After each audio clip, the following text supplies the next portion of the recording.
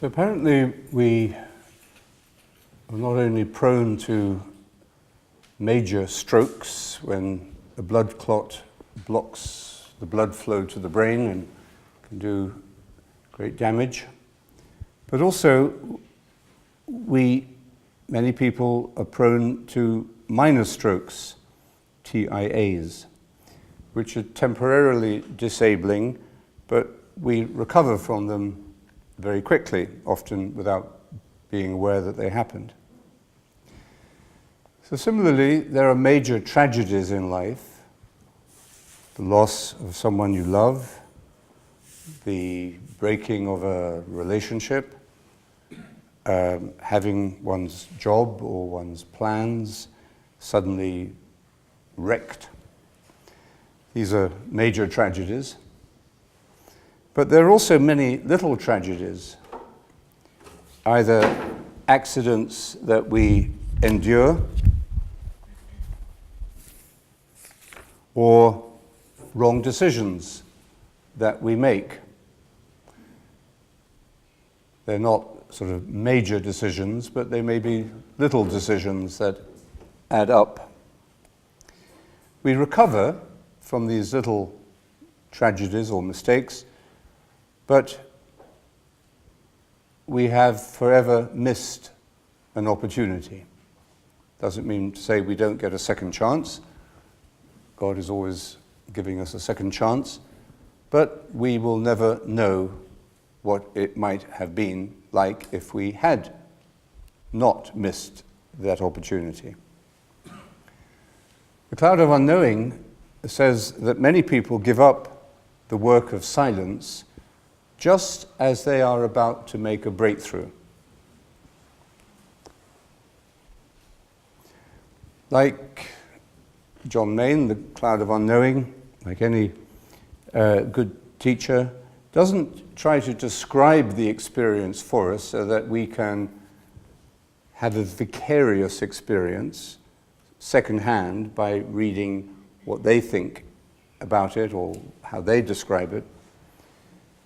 But they try to encourage us to start ourselves, to start the practice for ourselves, and to persevere in the work, because it's not just a one-off 4-week course. And this takes us really to the heart of the Christian understanding of contemplative life, contemplative consciousness. Even the most ignorant person, the cloud says, even the most ignorant person on earth can experience union with God in perfect love by practicing contemplation in the beauty of humility. He says some people walk a simple path. They seem to move into contemplative consciousness effortlessly.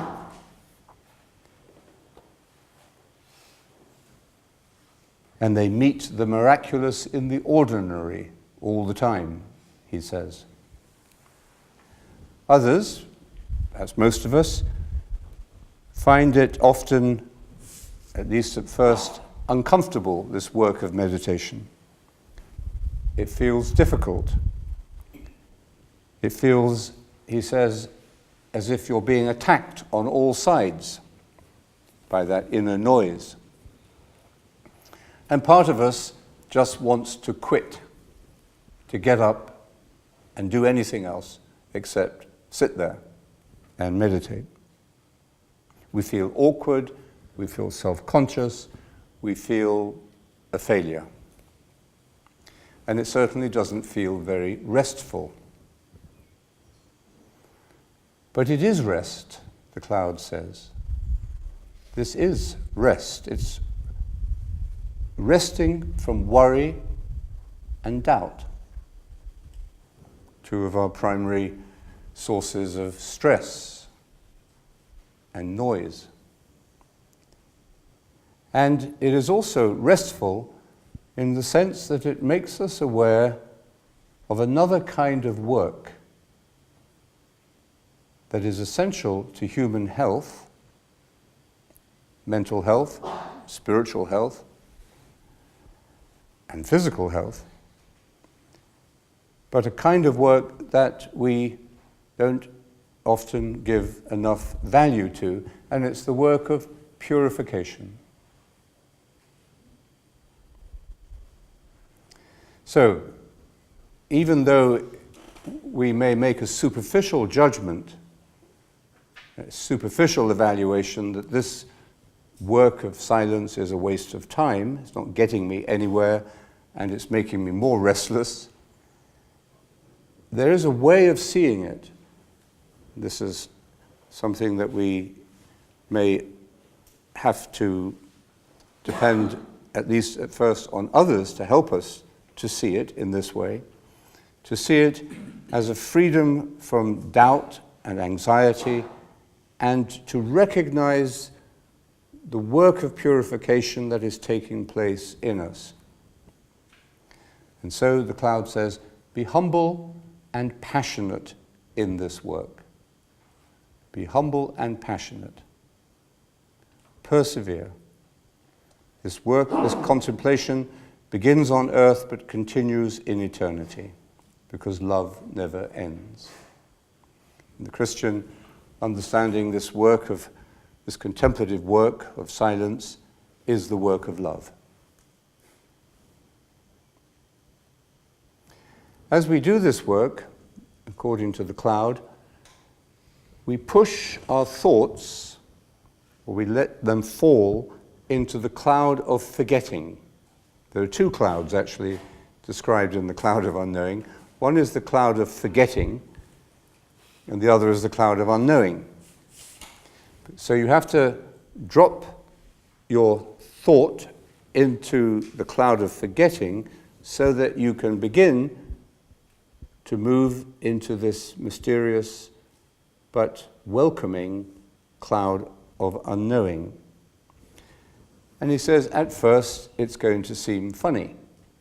It will feel funny. Funny, not ha-ha, but funny, weird. You will seem to know nothing and to feel nothing. And that's exactly why most people give up. Because you don't know, you can't define in a familiar way what is happening or what it means, so you feel you know nothing. That's not comfortable. And you also feel nothing. I should be feeling great peace, I should be feeling great love, I should be feeling Jesus is putting his arm around me and saying everything's going to be okay. But we don't feel that. So, neither knowing or feeling anything, we think, well, this is a waste of time. But then he says, you will feel nothing and know nothing except a naked intent towards God in the depths of your being. A naked intent, a naked turning, a basic no frills, pure orientation of your being, a turning towards, as we were just doing out in the courtyard, learning to turn. So it's turning towards God in the depths of our being. And once we allow ourselves to feel that and to trust it, then we learn to be at home in this darkness, he says. Return to it as often as you can and gather all your desire into one simple word that the mind can easily retain.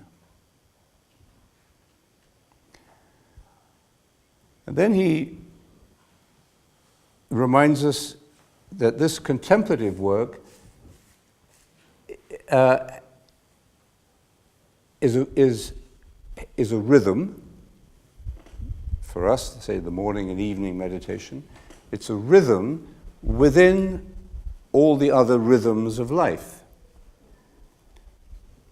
When you develop that rhythm of daily meditation, you will find it changes your life in small and subtle ways, and then maybe one day you realize, actually, it's had a big effect on my life and how I spend my time, how I organize my priorities, and what I like, what I really know I want to do. Most of the time, we don't know what we want to do. We just do whatever seems to pop up in our mind at that moment. Distraction.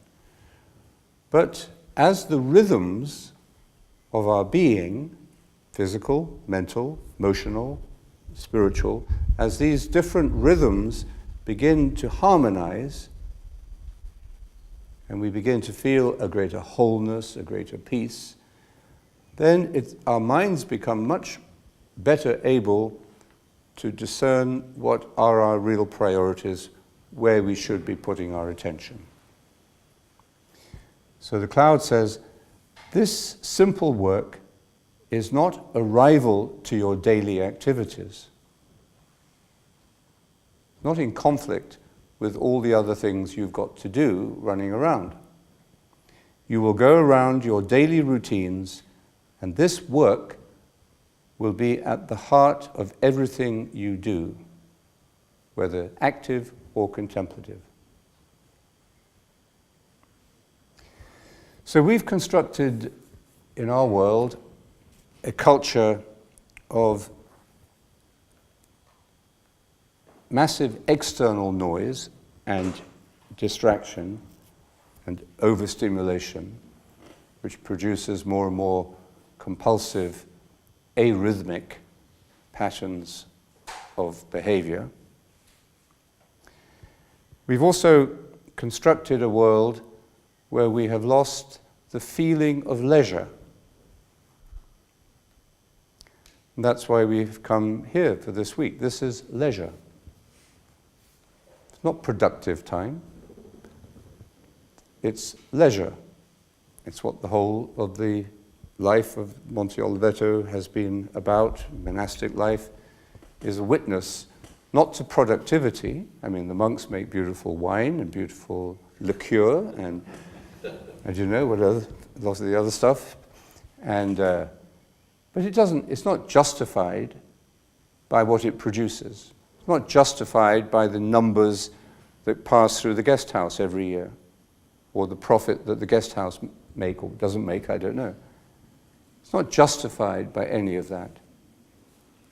It's simply self-justifying as a witness to an essential quality of life that has to be present not only in the life of the monk, but in the life of the guests who come here, even for a short time. But we've constructed a culture where there is no leisure. We see this in the high level of stress, even when people are on retreat.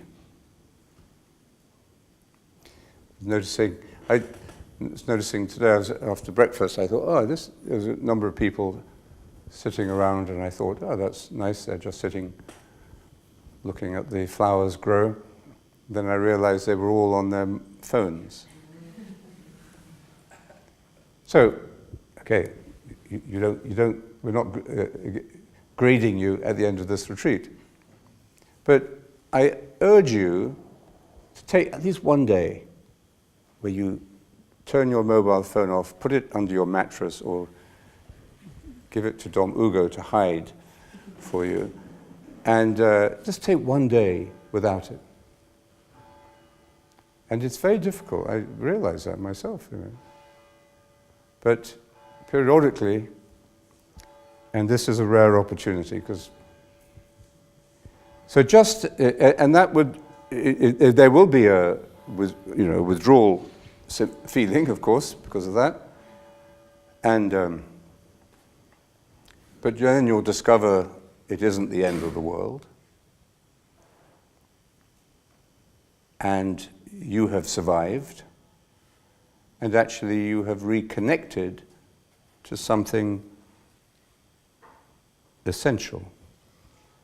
We've replaced leisure today with entertainment. That's how most people learn or try to relax or to chill out or to take time off. But it's not the same as leisure. Entertainment can be fun. I'm not saying you shouldn't have some entertainment, but we overdose on entertainment. Look at our TV. We overdose on it. We've constructed it as a whole kind of religion, with celebrities and their private lives and programs about programs about programs. And incestuous entertainment activity. So that's not leisure as it has been understood in the great wisdom traditions. Leisure, time off, free time, time to spare. I got an email before I came on this retreat saying, "Oh, yeah, I hear you're going on retreat. I wish I could have some me time too."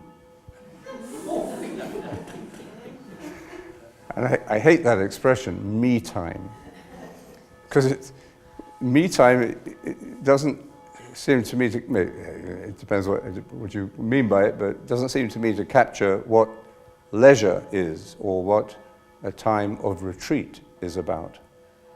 It's more about what can I do to entertain myself and to do what I want to do. That's not quite the same. It might be, but it's not quite the same. So leisure is offline activity.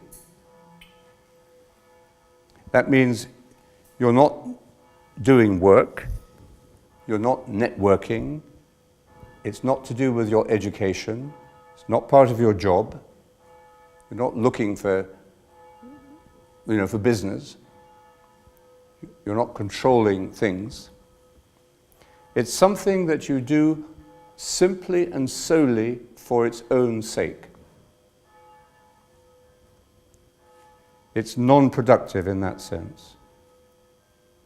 So it would be equivalent or similar to things what we associate with sport, or music, or reading, or a serious hobby. The word hobby isn't very good, but I mean a serious hobby like bird watching. And the great example for me of a serious bird watcher was the man who at his wedding reception got a text message to say that a very rare bird had been sighted in the north of Scotland. He was in the south of England. And he immediately left everything and went off, caught the next plane to the north of Scotland to see this rare bird. So that may be slightly compulsive leisure, I agree, but in a workaholic society, we look down on cultures that make time for leisure. We say, they don't work, they just sit around all day in the sun. It's the way the North American or the US Americans stereotypically see the Mexicans, sitting around with a sombrero under a tree drinking tequila. They don't work. It's how the English used to see the Irish, until the Irish got free from them and showed that they could work as hard as anyone. So, all of this is a great challenge, especially in those cultures where we have an aging population. What are you going to do with the rest of your life? So you may be hanging around with a variable quality of life for the next, for 30 years after you retire, or more. It's not going to be unusual to live to 100. already. So how do we handle this time? Of course, as the tax base of society breaks down, people are going to have to work longer and longer. But this question, this loss of leisure, is a major, of the understanding of what leisure is, it's, I think, a major social and spiritual crisis at the same time. It means that we have lost the meaning of contemplation, because you cannot practice contemplation except in a spirit of leisure. If you meditate just to do something productive, like improving your immune system or improving your blood pressure, that may be a good way of beginning, but it isn't taking you into the full meaning of it or the full potential of it. Having lost leisure and contemplative experience, the noise and the hyperactivity of our minds escalate. We find increasingly people will complain they can't control their thoughts. They turn out the light at night and their minds keep racing. They can't be still. They have to jump up and run around or go shopping. There's always, whatever I'm doing, I'm not present to what I'm doing. I'm always thinking of the next thing and all the other things I've got to do. So as this inner noise creates unrest and conflict and loss of peace, nevertheless, there is a growing appetite for anything that promises a quiet mind. And that phrase, quiet mind, is a very popular phrase today. And it's something that mindfulness, as distinct from meditation, something that mindfulness promotes. But meditation takes us further than a quiet mind.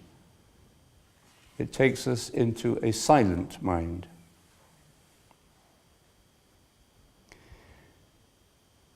We may be plunged at any moment, spontaneously, unexpectedly, unpreparedly, into the silent mind. But normally, we have to work by stages to do the work of silence that leads us into silence. We have to do it over time. It's a journey. We learn to integrate it into our daily rhythms of life. And gradually we reduce the noise of the mind, the hyperactivity of the mind. We learn to see and to listen. We reduce the speed and the volume of thoughts.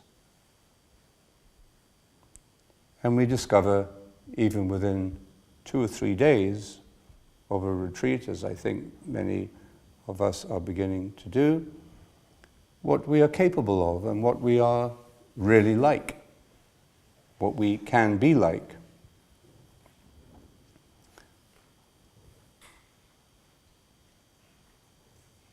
The great wisdom traditions, including our own Christian contemplative tradition, says, of course, when you start this work, you will find yourself confronted with a lot of noise and restlessness.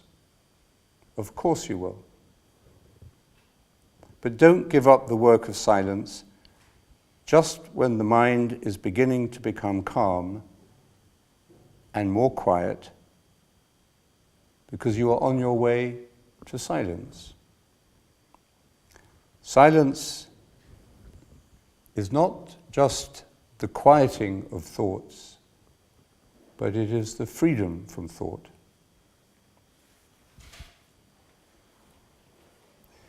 In the Katha Upanishad, there's a beautiful passage which describes God, we would say, or the Purusha, as the person in the heart. The size of a thumb in the depth of the heart. Remember, the heart is this boundless space. The size of a thumb in the depth of the heart, like the flame, like a flame burning without smoke. Like a flame burning without smoke. Think of the burning bush.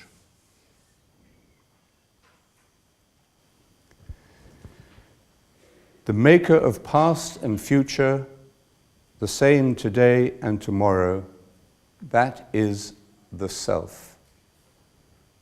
This is who we are. And it is in this discovery of who we are that we find, of course, who God is. This always reminds me of the passage in Hebrews. Jesus Christ is the same yesterday, today, and tomorrow, and forever. So this is another way of understanding our experience of silence. It's not just quietening the mind. Of course, it's better to have a quiet mind.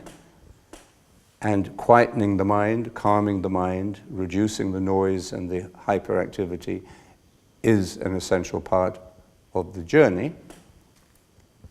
And it will happen if we allow it to happen. But it's the silence that is the real goal and the real meaning of it. And this silence is our capacity to be without thinking about being, without planning what we're going to do next, or imagining what will happen or next, good or bad. It is about being without thinking about what we were and the mistakes we made or the things we've lost. And it's certainly about being without fantasizing about the past or the future. So if we are truly silent, we are simply silent, we are in the present moment in which we are in God. And that experience is not something that we are trying to achieve. This is the worst thing to imagine. It's not something we're trying to achieve. We're simply allowing it to become revealed, revelation, to become obvious, like a haiku moment. So, opening ourselves, making it possible for this truth of ourselves to emerge and manifest, that is what meditation is about, and it's what these days of retreat are about as well. And where that takes us in terms of our life, our decisions, our priorities, who knows? We don't know. That's what makes it interesting. I noticed at the top of just near the restaurant today, near the car park, there are 3 CCTV cameras. I don't know why on earth they need CCTV cameras up there, but I'm sure there's a reason for it. But we're living in a world in which everything is being observed, because everything has to be controlled. Everything has to be planned. Every new system, every new computer system, every new development in a company has to be a product of control. And that compulsiveness to control is self-destructive in the end. There is no freedom to be, no leisure. What we discover just by beginning this work of silence, and I'm not talking about some great mystical experience which will make you levitate off your meditation chair 3 inches. But as soon as we begin this work of silence, we begin to be free from this compulsive anxiety to control everything.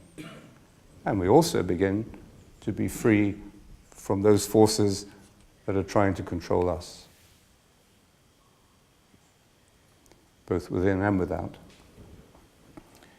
And so it's the best way of describing this process is not that we're mastering a technique, not that we are becoming expert at something, but that we are learning again the simple ability to receive a gift. That's why John Main describes meditation as the way we accept the gift of our being.